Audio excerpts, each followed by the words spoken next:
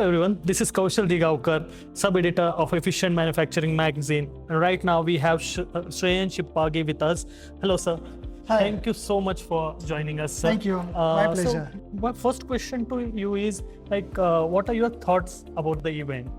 Thank you. I think EM has made this event successful.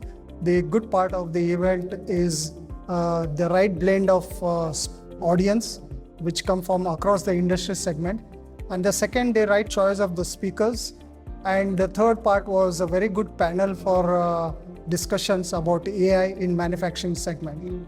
So being a part of a manufacturing company, so what do you think where the Indian manufacturing industry is going on and what new trends are coming up that will boost the manufacturing landscape?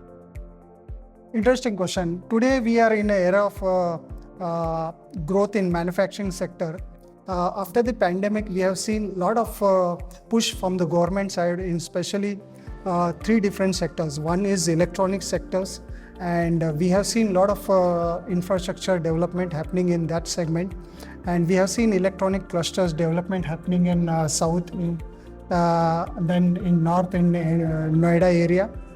The second push is from the government is in semiconductor segment, and in last couple of years there is also a lot of joint ventures, and also we have seen companies like Micron setting up their base in India. And the third is defense sector. I think a lot of R&D and innovation is happening in defense segment. With the call from the government of our Atmanirbhar Bharat, we have seen a lot of development in the infra development in defense sector, and this is as a result of this, we have seen very good result in last month across the border. So that has resulted only because of the push by the government for Atmanirbhar Bharat, and that has really helped in the developing our defense technology. Thank you so much, sir, for sharing your thoughts with us. Thank you. It is my pleasure. Thank you. Thank you.